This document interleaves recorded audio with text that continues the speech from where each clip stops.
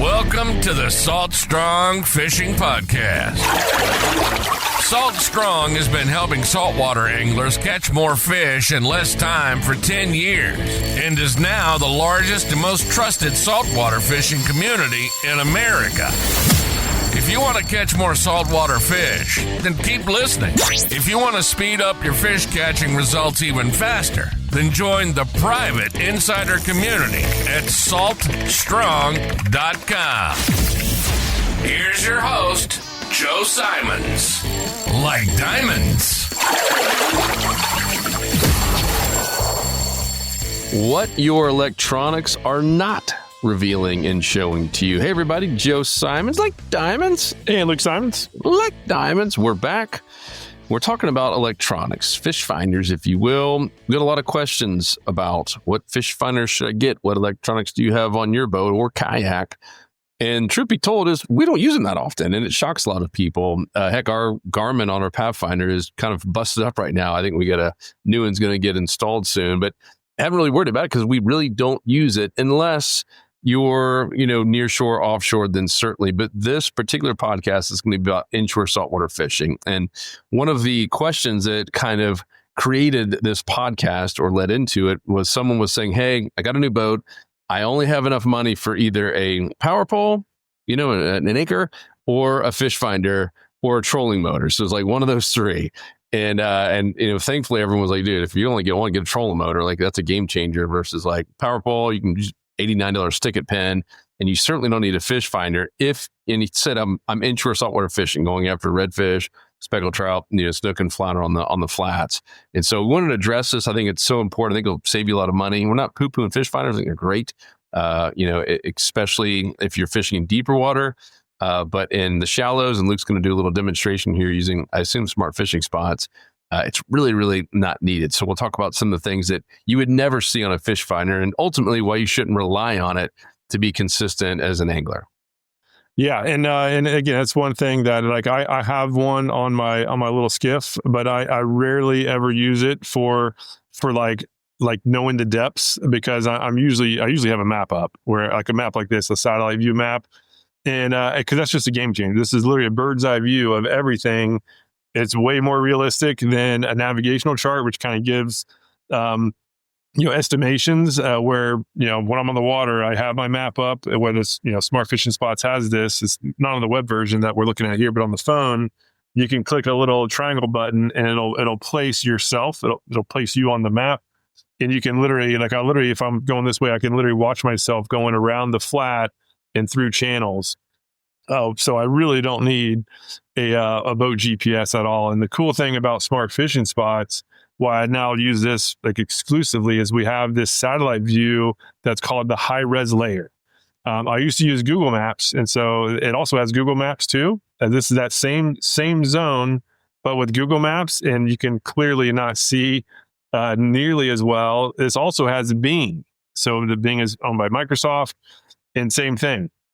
Right, it has that layer in here, and it's nowhere close to the high res that we'll go back to, like night and day difference. So with this high res, it gives me better clarity than any GPS ever would, and I can move around. And the coolest part, we actually fished this. Joe and I fished this one day, and I just uploaded my pictures, and the Smart Fishing Spot system automatically pins it on the map. It pulls the GPS coordinates from the picture, and then it obviously knows what the weather and all that stuff was at the time of the day, since it knows when it was when the catch was. It'll actually put that on the chart as well. So super helpful as far as making it, first of all, finding the fish, number one, most importantly. Second of all, actually creating a log that is incredibly valuable. I used to do this the old fashioned way where I would print out the tide charts and then mark, annotate, what I caught during the tide chart and put it in a folder in a filing cabinet. And I'm now kicking myself for wasting all that time. Now it's literally just upload pictures and boom, there it all is. So pretty cool. Yep. And the Find Me, if you will, what Luke was talking about, where it will essentially track you on the mobile version, it's right above that little guy, that little human. So it's right above that. It's like that little arrow right above that person. That person you can actually drag. I don't know if you want to show it real quick. Some people don't know about this still. Yeah, because You you drag boat that ramp little launched that, and so I was curious to see, okay, how does this boat ramp actually look? From the ground, how's parking and everything, and so you can literally plot that little yellow guy on the map, and there's the boat ramp, right? So now I can see the ramp. Can even zoom in to see if it's 1 lane or 2 lanes. So you can see it's clearly just a 1 lane ramp. You can even move down the street, to see how many parking spots there are. Again, before you'd actually have to drive to the area and hope that it's good and hope that it's adequate and big enough. And now you just literally click a button and you're there. It's like the biggest time saver ever. Yep. Occasionally you'll see people peeing in the parking lot too, and you're like, oh, well, I guess they don't have bathrooms here. So answer my question. So, and another find in the fish spot. I just have this trip on my mind because this is what we're looking at. One of my favorite layers of all. And again, this is not in any GPS or any. I've never seen it anywhere else. I think we're the only ones that have it in this smart fishing spot system. It's called the oyster layer. Obviously, we have launch spots, so like if I had the launch spot layer. The boat ramp would have shown up. But what I wanted to feature though was this oyster beds layer. This is a game changer. We're in the Gulf Coast of Florida here, and if you can find the oyster beds, you have just a huge advantage over really everybody else, because that's usually where the fish are. And so you can see some lit up right here, and this zone you can really see. And this is actually where we were going when we stumbled onto this fish. We fished around this point, and I had the trolling motor going over here. It was a super low tide, so all the fish that were normally on these oysters at higher tides had pushed out, and so we caught that one red and had a couple others on out here. But long story short, I've fished almost every oyster bed in Tampa Bay that is showing up on this map, and I've caught good fish on almost all of them. So find a good oyster bed, especially if it's near some mangroves or like this where there's mangroves and seagrass around it. And as long as there's enough water for fish to be there, at the mid or higher tides, there's almost always going to be some fish to be caught. So that's one of my personal favorite layers. Yep. Well, let's go back to the fish finder and talk about why, because we never really explained why it's not very useful for inshore saltwater fishing. And let's just say 5 feet or less, which is a lot of times we're like, this is all pretty shallow water, right? When we were fishing, yep. That was all a few feet of water. You can see the bottom. There is 0% chance that in 3 to 5 feet of water, there's going to be a fish that hasn't spooked by the time you get over it, right? Where any transducer or anything is going to be able to pick up that fish on a fish finder. So yeah, if you're using it for navigational purposes, okay. But as Luke showed, you don't have to have that. I mean, things like the Smart Fishing Spots app work great for inshore saltwater fishing. And kayak boat doesn't really matter. But if you're really using that to try to find fish, it's I'm not going to say it's worthless, but it's pretty doggone close to being worthless, especially in areas like Florida that have very clear water. You got spooky fish that have a lot of pressure. They're just not going to be anywhere close to the boat in shallow water. Now, got like Peter Deeks over there. We fished with him quite a few times over on the East Coast, and he fishes places like Sebastian Inlet. Super helpful there, right? It could be, 20, 30 feet of water. It could be 15, doesn't really matter, but you got tons of water flow. It's a little bit darker. You can't see the bottom. That's a perfect example when you would need it inshore. But for all this, like this flats fishing and just going after slams on a flat around docks and stuff, it in general, you really don't need it. Yeah, and because inshore saltwater fishing is very different than freshwater. Freshwater, you actually do need one because a lot of bass, especially in the warmer months, they're holding in deeper water. Saltwater is not the case, and most of the year, if we're talking about redfish, sea trout, and snook and flounder, for that matter, a lot of times they're going to be pushed up into the shallows. So like 5 feet or less in many cases, and so again, just having a satellite map almost always will give you better data than any kind of fish finder would have. Because again, just let's zoom back out. Like we always talk about the 90-10 zone. So like 90% of the water at any time is going to be pretty much void of life. And so most of the fish, like 90% of the fish are going to be in just 10% of the water.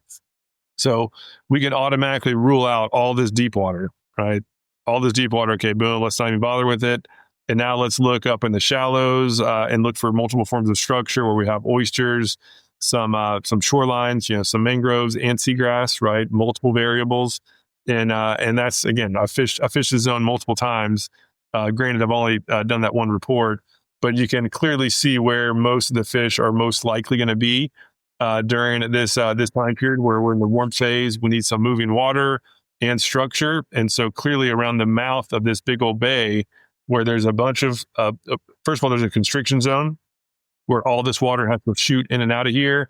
And on both sides, we have oysters, seagrass on both, plus mangrove, a lot of depth changes. Like, it's just like a perfect textbook type spot.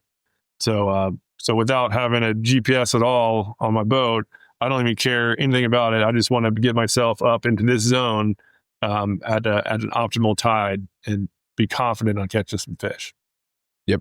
All right, let's talk about some other ways you could use this tool to essentially replace a fish finder. Or if you just couldn't afford one, I'm not saying you should just go sell yours and destroy it. But if you were like that person who can only get one out of those three, Luke, you already read my mind. Yep. Waypoints, that's a really popular thing that fish finders would have. It had all your waypoints that you've set. So in 1 second, you don't even have to go down to tools. We now have it where it's up above or over on the, right there on the left. You can add it.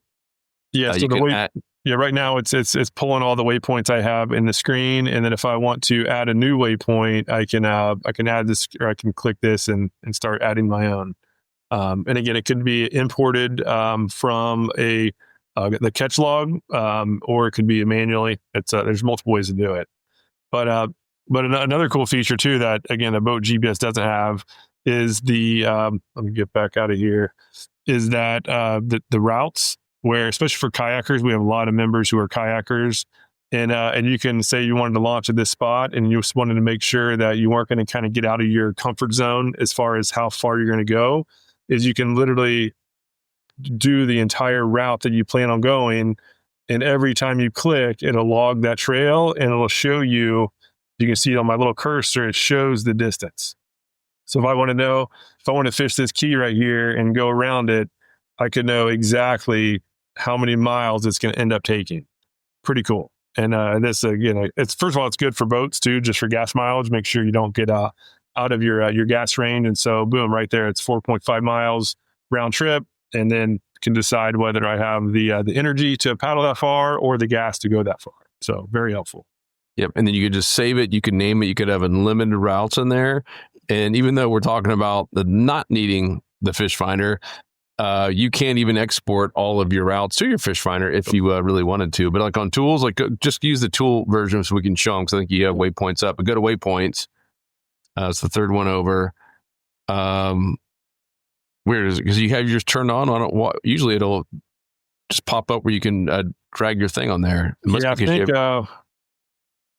think that's under development. But yeah, usually I can, or I think I can just. I think now it's just shorter where I can double click. I think it's because you have all your waypoints on. Oh yeah. Oh no. Go to the little blue arrow up top right. Looks like they're changing it up on us. Right. Yep. Oh yeah. There we go. Somebody make sure I got it. Moving everything up there now. So depending on you're watching this, it might not be there, but you hit waypoint and then you can drop a pin anywhere you want. Ooh. Like there, boom. And all of a sudden you have the GPS and you could say, good looking oyster bar, whatever it is. And you could do unlimited amounts of these if you want. And then underneath tools, there's a distance tool as well. So if you happen to be there at the ramp or out in the boat somewhere, you can do the distance and see exactly how far away you are or how far away that is from the restaurant or whatever you're doing. There's so many cool little tools over there in the tool section. Yeah, and the distance one is really just, if you just want a quick guesstimate on just straight line one way. The routes one is the one I like the routes one better because I can pinpoint the specific route that's going to be happening. But yeah, a lot of very helpful stuff in here that I think a lot of members don't really even know about because we're constantly adding stuff into here. And then the import catch log, Luke had mentioned earlier about adding in your pictures to have what Luke showed you earlier, where it was like 3 or 4 fish that we caught. You can do unlimited pick. I don't know if it's limited, but we have some people who've done thousands literally. I think, I wouldn't suggest doing 10,000 at a time, but you probably could do 500-600 at a time and import all of them. Really, really, really cool feature. Yeah. And a cool thing, once you add a bunch, if you really want to get like a proper catch log where you can start dial in exactly where you've historically caught fish under certain months. So we have a filter where it breaks out all the catch log pins by month. And then also even by tide cycle. So you can see where you've been catching fish at slack tide or incoming or outgoing. And what we're going to be adding soon is species. Because now the system, at the time I uploaded this picture, it wasn't done, and we're going to retroactive this at some point. But now the system has an AI filter on it that scans the image to populate the species that are in there. Even if you have 3 species in there, they can identify a redfish, a snook, a trout, all the, even the weird fish that we might not even know what they are yet. You can just upload the picture. It'll put it on the map. It'll identify the species and list them. And then it'll obviously put in the weather details. And from that, on this filter section, we can now actually filter down to the exact pins that we want to find if we want to get species specific, or if we're going to be fishing an incoming tide in the month of August. We can just click those 2 things in the filter, and boom, we can see what we've caught in that same conditions. So pretty cool. Pretty slick indeed. And of course, over on the layers side, we haven't even shown smart fishing spots. That's the thing that really kind of made this app and this tool, both desktop, tablet, etc., famous. But you have all of that there, all your tide information. You have the strike score, which is really awesome. It shows out to 14 days in advance how hot the bite's going to be. So another thing that a fish finder can't do. Even has the daily and hourly feeding level projection. So the strike score will show you each day out of 14 days. And then you have the hourly, essentially, strike score, which is a feeding level projection. And it's green bars and blue bars. That's what you see behind that tide chart. And look, you still have it up, Luke, or not? But yeah, I think I triple clicked something. I moved my screen. Oh man, jeez, we're getting old here. You can imagine what it looks like. Yeah, teenagers in here to give us all this tech. But really, really cool. And then another thing that's always gotten a lot of comments and attention that I don't think people knew about on the layers is down towards the very bottom. There's so many things on there. We added like water temp, so you see the water temp breaks. You're not going to see water temp for every square inch, but in general, it's pretty accurate. It's pretty awesome because especially like in the summertime, even a 1 degree change in the water temperature can mean a lot for fish. Right? They're not going to go travel 1,000 miles to get into better oxygenated water, but they want to be comfortable. And so if you see something where there's a water break and it's a degree or 2 degrees cooler in the summer, that's like, boom, I might want to be fishing that versus the 90 degree temperature. But towards the very, very, very bottom is public land layer. And a lot of people, not just in summertime, but in general on vacation or on a work trip, whatever, they're like, "Hi, man, can anyone help me out?" I see it all the time in our private insider community. And like, "Oh, I didn't even know they had the public layer." And in just a couple seconds, it pops up both, inland, meaning not inshore. Like if you're fishing, just want to get tight lines on lakes or whatever, it shows you all the publicly owned land. So if it's owned by the state, government, municipality, county, whatever, the city, it'll show you if you legally can, get on there or not. Really, really, really cool. And we found some areas in our own little backyard that we didn't know were owned by the government that you could legally go up there and fish or wade fish from. So just a great way to find some access if you're into wade fishing or on vacation or work trip, whatever it might be. Yeah, this one I didn't realize it was even there. I fished this area multiple times and had no idea there was a park there. So you're not sharing anymore, just FYI. Okay. But we'd love for you to share, except for the people listening on audio. They're like, "Man, I wish I could see their screen. It sounds so cool." All right. Yeah, let me have to reset this puppy. Do I have the Zoom? Oh boy. Cold reboot. We got a cold reboot, everybody. Oh yeah. But why he's pulling that up, thank you guys for all the support on that Fish Strong week. That was crazy. On how many of these bundles that were sold. You guys are going to be incredibly happy. Save $200 off as an insider member. Pretty awesome. And I believe we're now officially out of the travel rods. We will have more in. We've already put a big order in since that's been one of our hottest selling things we've ever had. But we are out of them as of right now. But you can go to fishstrong.com and there's a place to basically get notified when they come in. Definitely sign up for that because I'm sure that first batch we get in will be a smaller batch. It's usually how they come in, batches as we get them made. And if you want to be the first one, make sure to put your name in on the notifications, your email, I guess it is. So, yeah. So can you see it now? Yep. All right. So here's the public land layer, which Joe was talking about. This thing's awesome. We have a lot of wade fishermen in the club, and this is a complete game changer because, again, now we can zoom around and see where there's some parks or where there's not. Like even right here, if I wanted to fish these oysters, this is actually public land, and otherwise you wouldn't know it. So this is county land. Look, only 2 acres too. That's a 2 small acres, piece. and again, same thing as before. Where if you want to see about parking, this one that can't really tell parking.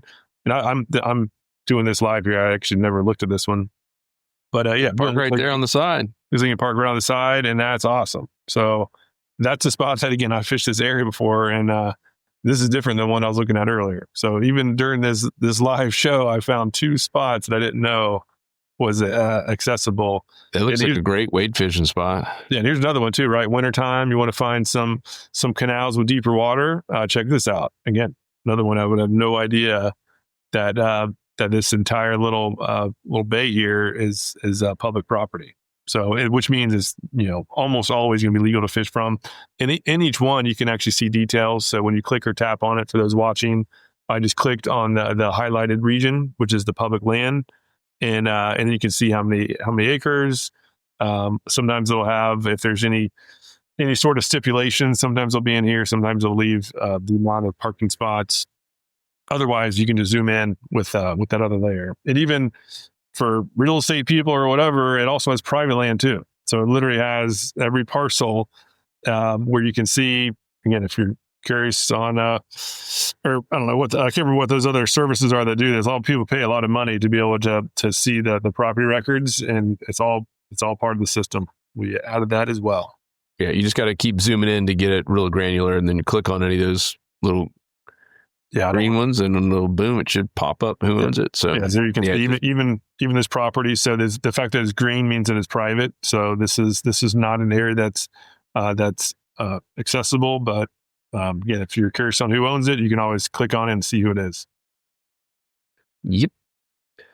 Cool. Well, those are the main things we wanted to talk about here. What's funny is probably one of the next podcasts, we're going to do a podcast on buying fishing spots from Facebook. A guy, I guess one of our, I don't know if he's a member or it was in the Facebook Salt Strong group, but he just bought like 11 fishing spots, and they're on average $4 or $5 a spot.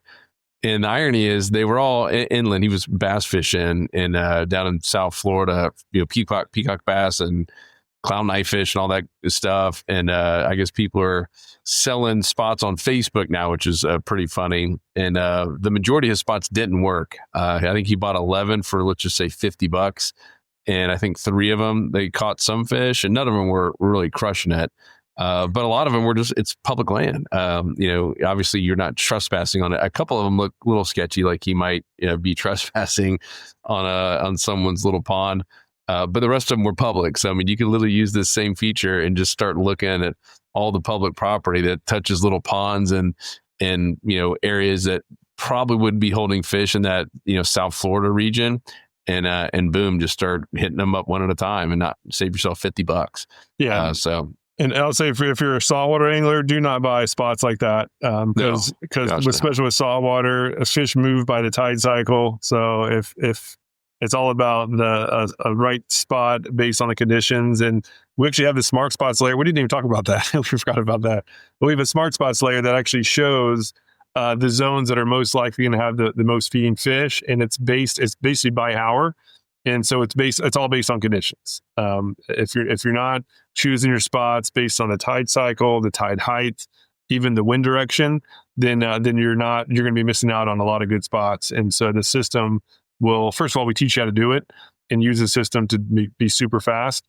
But secondly, the system actually has like a DIY filter as well. So But you probably, if you're listening, you probably don't want that. So that's why we didn't show it. We're doing a little reverse psychology. Probably don't want spots that move with fish. Probably don't want, things that are real time and follow the trends. But just you probably don't want to guarantee that it does work. So no. Probably just want some spots from Facebook that you pay $5 a pop and hope the fish haven't moved. But yeah, you're right. I mean, we used to do a lot of bass fishing, and in general, bass, they're stuck in a pond. They don't have tides. They're not moving that much in general. They're moving, from summer to winter and spawning and stuff. But, compared to like a redfish or trout, and that we've even been tracking them with moat, I mean, these fish are moving all over the place. And right, they don't have a fence. They can kind of keep moving. They can go way offshore. They can come back inshore. So it is definitely different. But yeah, we'll do a whole podcast on it. It'll be a fun one. And I'm going to go watch the rest of that guy's video. I think he's got another one he's going to be doing on it. So always fascinated what people are doing out there in the fishing world. So if you want access to smart fishing spots, want to save a ton of money, it's just 27 cents a day. That's $100 a year, $97 per year. Most of our members that are buying tackle, not all of them do. The smart ones do, because it doesn't, you're basically getting 20 to 30% off everything in our store all day, every day. But the ones who are really utilizing that, they're paying for their membership over and over. I mean, not just on the tackle discounts, but the partner discounts. We have discounts on some trolling motors, not allowed to say the brand names, jack plates. I mean, some expensive stuff, kayaks, batteries, lithium batteries, coolers. I mean, legit discounts, not just like, oh, here's 5% off. And we have some members who've saved thousands. Literally, I think the one we were looking, and we're not even able to calculate his partner stuff, but it was like 10K or some crazy number, right? Yeah, that was the over. I mean, the savings was like 3,000 or something. That's what it was. Yeah. Spend around 10 and save like 3,000. I was like, man. Yeah, and just in case you're like, hey, what are these partners about? You've heard about Salt Strong. We do not accept sponsorships. That's been our pact from the very beginning. So even no matter how many people ask you who it is, we do not accept money to pitch people's products. What we do offer is for basically products to give our members discounts. So that discount program, it's for our lures for fishstrong.com. But as Joe mentioned, now that we have over 60,000 members, there's a lot of companies that have wanted to get in front of that audience and are giving some really good discounts. And so we don't take cuts of it. It's just there. If you want the stuff and want to save money, you're welcome to it. And we have a page that it's sorted. I mean, there's a lot, but it's sorted by types of products, whether it's the kayaks, the batteries, even, fishing rods and all sorts of tackle, and even miscellaneous stuff too, like, just like kill bags and stuff. It just changes all the time. So I can't even keep up with it, but there's a lot, and it's only going to grow from here as well. Yep. So it's all saltstrong.com/pricing. Come join us and the 60,000 plus other members. If you're a member, make sure to be in the community. We're doing some cool stuff. We're doing tons of free giveaways every month. We got the chapter meetings and just a lot of awesome tips going on inside of that community. And that's community.saltstrong.com. So see you guys there. Thank you so much for all the support, and we'll talk to you on the next episode. Want more fishing tips, shortcuts, and tools so you can catch more fish per trip? Then head over to saltstrong.com now and join the movement. Tight lines, and thanks for listening.